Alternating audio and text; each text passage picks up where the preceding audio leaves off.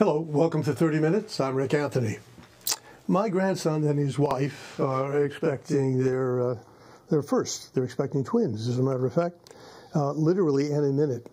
That will bring our count as grandparents and great-grandparents to four great-grandkids. I share that with you because the person I'm visiting with today and his collaborator are important to this young lady because when she was a very young woman, a girl as a matter of fact, she had a serious medical condition that required major surgery. She credits the Ronald McDonald House with being very, very instrumental in the success of the operation and making her family comfortable for the days and weeks that she was in the hospital recovering from a transplant. She credits the Ronald McDonald House and, of course, the wonderful medical staff in the hospital up in New York with making her life better and for making it possible for her to conceive and to await the birth of her two young daughters. And so we have our fingers crossed that she will be healthy and, of course, the children will be healthy. She will be delighted when I report to her that I spent this morning with the fabled Jim Murray, and the occasion being a new book that's been released, Life is an Audible, the Jimmy Murray story, and the fact that I have an autographed copy of that book for her. Jim, welcome to 30 Minutes and to Radnor Studio 21. This isn't the first time you've been here. I know we have visited before in the past, and I'm sure you've been on other shows. And with you is another friend, Stephen McWilliams, who is an author, an award-winning filmmaker, stage, film, he produces documentary. Well, I don't know what else he does, between teaching communication and film at Villanova University. Where he has a number of people who are now professionals in the field who can attribute their careers to his tutelage. So both of you, thank you very much for being here. Thank you. The reason for the visit is this book, which really, before I saw it, I expected it to be a paperback, a little thin job with a lot of pictures. I certainly didn't expect this. On the other hand, knowing you, not as well as others do, of course, but knowing you, the real question is, how the hell did you cram all of his stories into only 396 pages? It's only volume one of a 100-volume set. Okay.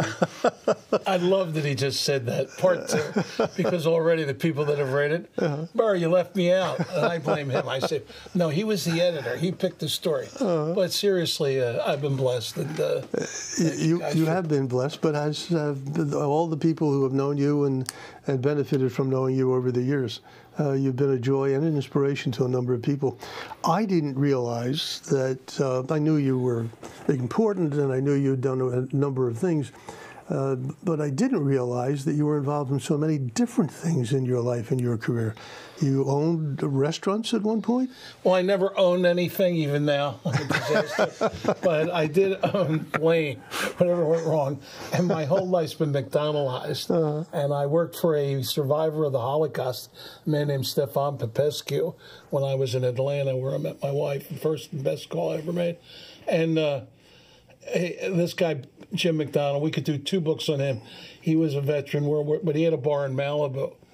So to be involved with guys like this that are the guys that take care of people who have great ideas, I could write 10 books on, it was a place called The Raft. But the biggest decision I made was when my mentor, Art Mahan, the former baseball coach and athletic director of Villanova, called me with his Boston accent, "Pardon me, Jimmy, you have 24 hours to decide to come home." And I went to the parish, which nobody believes exists, Our Lady of Malibu, said a few Hail Marys, jumped in my car, and drove home, and it changed my life again because none of us are here by accident. None of this stuff happened by accident. This book that you talked about with St. Paul, see, I've got St. Paul, who's written more letters than St. Paul, right? And I've got St. Stephen, the first martyr, who isn't filled with inspiration but perspiration, because I've tortured him for 4.5 years. But I don't think it's an accident that this book introduced me to Steve. And I think that goes right on to the topic here, is how did you meet Steve? Well, this book really, I knew. So that book is about what? That book is about the only person in the history of the Catholic Church who's up for sainthood who was a quadriplegic. But more than that, he was his friend at Bonner. More than that, he took care of them. And when I read this, I was so touched. I sought him out, much to his chagrin. But seriously, I really think today's the feast of St. Rita. You're going to have new grandkids today, great grandkids. I hope so, yeah. Well, I don't think that's an accident. I've been to St. Rita's place in Cassia. That's a whole other story and a whole other book. But she's a saint of the impossible, and I think this book's about a lot of impossible things for a guy who flunked biology 4 times at Villanova to be involved with a miracle that there are 365 houses in 43 countries all over the world because of what we both learned from the Augustinians. We're both inspired and perspired by this guy, and we're here talking about a book. It's not about me. And the power of sport for good, which you talked about, you start with a little mustard seed. You say, why you have all these costumes on? I wanted to get an ad-lib plug-in for one of the greatest guys I ever met, Dave Montgomery. And Dave Montgomery of the Phillies I've been in publicity for sports all my life. The nicest, most honest dedication of his life. He passed away last week. And I was talking to a group of judges. So I had this underneath my suit coat. And I dedicated it to Dave. And then I see the beautiful tribute to this guy, neighborhood kid, which all we are. We're neighborhood kids. And he took the Phillies not just to the World Series and won it. He and I were really good buddies. And I thought, Dave, my God, here he is going to be honored on D-Day, June 6th. This is a commercial. Go to the stadium. They're going to have a tribute to Dave, and I bet they'll sell it out because at 3 o'clock, they're going to tell you what sports is all about. So I didn't wear this. This is a premeditated ad-lib in a commercial for Dave, but it defines the Phillies, the Eagles, the Flyers, the Sixers. All these teams aren't just teams taking. They're giving. I mean, what the Eagles did last week for autism. Yeah. My goodness. Yeah. Jeffrey Lurie and, Howie Roseman. They're great. They've taken us to the Super Bowl and won it. We were, like my term paper, incomplete. We got there. We didn't win it. But the point is that sports can be an instrument to get the word out. Steve, how did you live with this guy for 4.5 years? Was it 4.5 years? Yeah, a lot of drugs, a lot of alcohol, counseling. Villanova. He was an Augustinian, I was an Augustinian. Yeah. And we both aren't Augustinians, but we're still true to there. And I was a Benedictine. There you are. So look at that. You are three Villanovans, yeah. Wow, I love that. Fortunately, I edit movies. So I've made movies, and it's about putting pieces together. Yeah. And listening to Jimmy, you have to know all the pieces, and then you have to put them together. But as the pieces have played out, Jimmy, how much of it was by plan? God's plan. Okay, but is that how you approach life? What's next? Yeah, absolutely. Everything's from a The next 5 minutes, that's how he approaches it. No, I think it all does fit. I don't think there are any accidents. I think the three of us are sitting here. I think Justin and Matt. I think St. Paul is sat in that chair. God put us all here in Wayne, Pennsylvania. I'm from 812 Brooklyn Street. This studio is bigger than our house. We were poorer than poor, but we were richer than rich. Yeah. Pop-Up Kelly lived on the next step, Aunt Peg and Uncle Bob. They all, for only car was a yellow cab. We talked about our old show. Yeah. But the point is, people took care of each other. That's right. When Dr. Evans challenged me to get a house, she didn't want a house. She wanted a room at the YMCA. I'm Irish. I did the Audible, his name for the book. I said, no, this is Philly. You want a house. We'll get us a house. Well, thank God I called McDonald's. If I don't make that call, it was like the pen relays. It just finished. Everything had to happen in God's timing. I didn't meet him by accident. We're not sitting here by accident. Okay, what will be the consequence of this book? Why did you want to tell your story, put it between covers? For whose benefit? Everybody's benefit. Why? Your great-granddaughter. Because this is what we were brought up to be. But why are your stories more relevant than mine or Steve's or anybody else's? They're not. They're a tip of the iceberg. Everybody's got a story. Everybody. If you go in those Ronald McDonald houses, I want this book to be the soul for every house to write their own book, tell their own history. And we do a thing called Inspirational Breakfasts once a month. I get to talk very shortly and tell the story of how the house started. But the people who come there that don't know anything, it changes their life forever. one of the other statistics at the convention this year, there are 525,000 volunteers throughout the world. This countries don't have that many people. Why did I do it? Because it's about one story. To me, it's all, I could have had him write an encyclopedia about the ones that have touched my life. Yes. And it's Philly. The other title we're going to have, Great Things Start in Philly. You know what? That Constitution, I went with Ed Pizak, the guy that Mrs. Paulsford. Yes. Too many stories about him. Some of them are in here. But one of the things I did, I went to the 200th anniversary of the Constitution. And in the 13 original colonies, Pizak had an exact duplicate of the Liberty Bell made. It didn't have a crack in it. And each state did their own thing. And the thing I remember the most is how many constitutions were modeled on what started in Philly by a bunch of farmers and guys. Well, that's what the Ronald McDonald House is every over the world. Yes. They all reflect their own city. And it's about one family. From the hundreds, maybe thousands of stories that have made up your life, how did you select the ones for this first volume?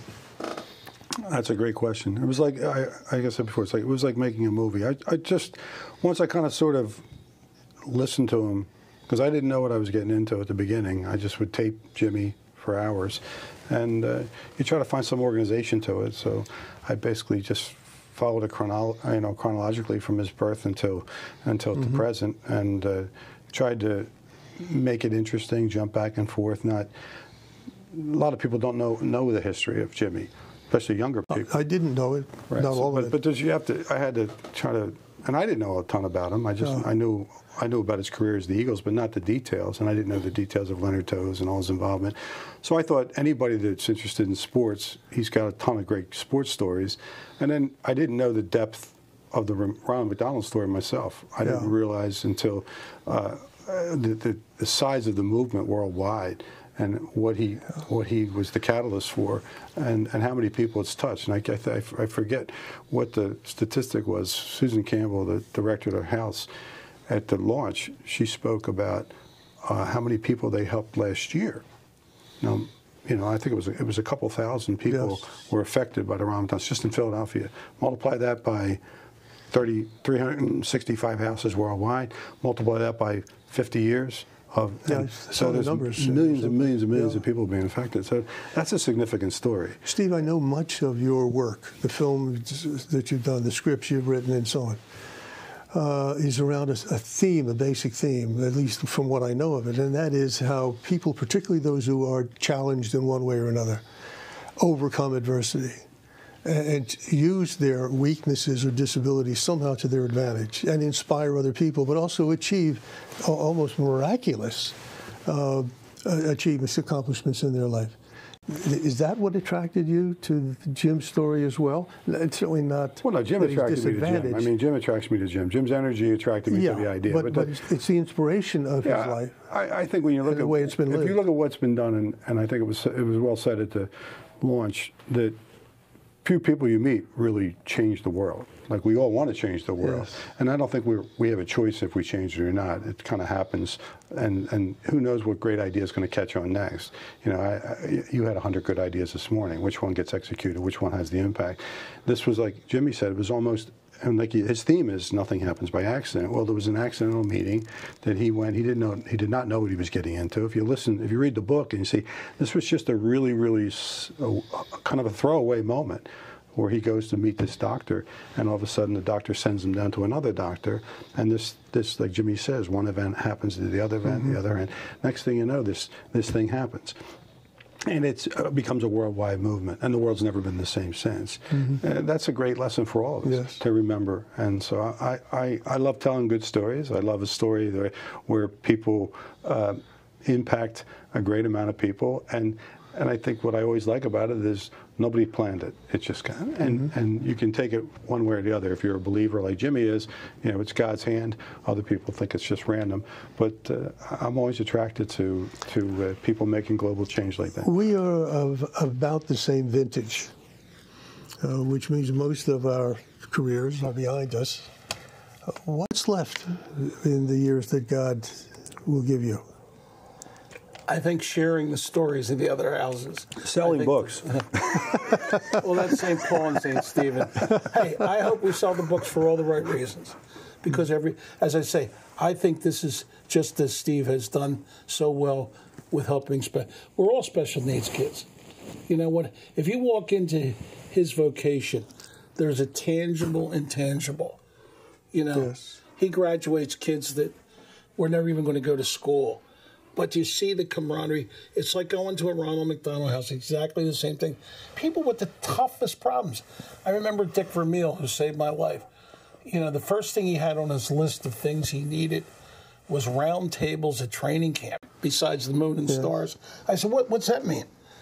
He said, well, I checked the team out. I looked at if we're going to get to know each other, we have to look each other in the eye. It was so simple. Mm-hmm. But that's what happens at the Ronald McDonald House. Mm-hmm. That's what happens in his vocation, is putting people together that can hold hands, hold hearts, and say, you know what? All right, we're on defense, but you can't win without a good defense. Let's join hands and hold hearts. So to me, maybe I'm oversimplifying it or saying it the wrong way. I am still, this day, I will meet someone at a Ronald McDonald House that will change my life. And unfortunately, that's the blessing of the blessings. Dick wrote the introduction to the book.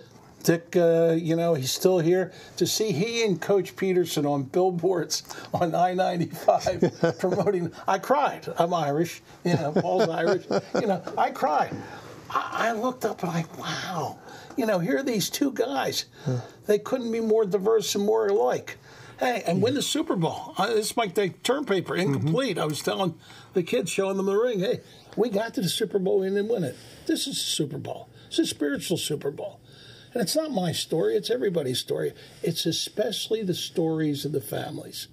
And we would be on this TV program too long to tell the story. But Jim, I know that comes from your heart because you've lived it, but today's generation, I think, would have a difficult time understanding the value in this book. They have no historical perspective. They have no sense of history, of family, of generations learning from one another and passing on to a new generation. It just isn't there anymore. I would take a whole different view. Good. Because that's why sports is such a personal, intimate, life's a team sport. And the little leagues and all the things that are being attacked. Hey, I agree with what your premise seems to say. But you look at the volunteers. We just had a thing at the Eagles, 38 schools collecting tabs. For what? To help the Ronald House. All these kids have experienced the Ronald McDonald House. It isn't just collecting the tabs. It's getting in touch with it. And everybody's had a personal experience with someone who's a volunteer. These aren't numbers. We just had a thing happen at that convention. The girl said, oh, yeah, and the girl in the first row there's a drug company called ABV. I love that there's a V in it. They just gave us a check for $100 million. Well, look at his eyes. You save money, everybody's eyes. It's like being with the agents. Oh, but what's the point? McDonald's did a great thing. There were 81 houses in all kinds of renovation. They gave them enough money to finish the reservation. Where were we last Monday? Sitting outside Chestnut Street, where after all these years going from the smallest house, first house, 45 years, just like you, we're all talking. What happened? That house, 127 bedrooms. Wow. And you know how many people get turned away? Tons. Yeah. Because all these houses service hospitals that save lives. So it's Philly. It is the old name. To me, it's not just connected. It's the McMiracle. Before we run out of time, where can people get copies of Life is an Audible, the Jimmy Murray story? Well, you can go to lifeisanaudible.org, and you can order it right there. And we would prefer to do that because we'd like to sell directly to the consumer if we can, rather than through Amazon. Right. And I don't want to beat up on Amazon, but they whack the book down pretty good. So it's a .org. .org, yeah, .org. Oh, so the proceeds will go. Proceeds go to Jimmy's favorite charities. All right, so it's got a good purchase. Yeah. And I know it's early, and I know you're probably still not totally recovered from the first experience. But going back to a comment you made, is there a sequel here? Even more to the point, might there be interest or a plan for a film or a TV special? Yeah, I think a documentary would be appropriate if we could. Yes. But that's a big undertaking. We'll see. I'll wait and see what happens. I just want to. I want to rest for a little bit. Do you follow the same philosophy? We'll take life as it comes. Paul and I are both in rehab right now, so we're trying to recover from this experience. Paul is the publisher. Paul Harris, yeah. Who's actually, I have to give a shout out to. Who really was. He was a major player in this, and he really shaped it. He took the raw stuff and really. What are the Eagles doing with it? Well, it's funny when you say about a movie. Caroline, one of Leonard Toews, who was none of this would have happened without Leonard Toews, but she married Sidney Kimmel. So I'm marrying Sidney this book, and he's Philly, and he gets it, and God bless. Here it is. We're talking about the same. Wouldn't it be nice if this was part of the miracle? Yeah, sure. Right here, that there's somebody at the Ronald House that's going to find out. Hey, I met Father Bill. I met John Mullen this week, his brother-in-law, and I've heard his sister talk about Paul at the Irish dinners. Mm-hmm. I mean, this whole thing is Irish, Philly, but it's everybody. This thing is not just a thing because of their gifts and putting up with me. And you saying, "Hey, let's be clear. It's very ecumenical, man. I don't want to label it too much. It's for everyone. No, one size fits all. It's that miracle of clothing." Just as a quick aside, what is the status of his road to sainthood? Yes. Well, we went to stage 1, whatever, I forget that's called. It's beatification. There's a second is beatification. There's 3 levels to it. And I think he's at level 1. Yeah, that's a process. That's a How many miracles have been attributed? I don't know. I haven't been. You don't follow? I kind of stay out of that. There's 3 miracles. I knew the guy, and I wrote about it. That's kind of a, he was a big influence. Augustinian, Benedictine. He was a huge influence on me, he really was. Yeah. Well, it's a delight to have you both here. I'm delighted to have this. I'm especially delighted to be able to present it to my granddaughter through marriage when we see her and her 2 little daughters, God willing, very soon. So thank you very much. The book is Life is an Audible, the Jimmy Murray story. I have not had a chance to read it because I just got the copy, but I'm looking forward to it. And if it's anything like any time spent with Jimmy Murray, it's going to be an absolute delight, going from one story to another. Thank you so much. Thank you. God bless Thank you for being you. Rick. Thank you, buddy. Steve, thank you. Always a pleasure to see you. Again, if you're interested, you can pick up a copy at www.lifeisanaudible.org. And it will be sent, I suppose, by the publishing company to Sweet. Until next time, this is 30 Minutes. I am Rick Anthony. Take very good care of yourselves.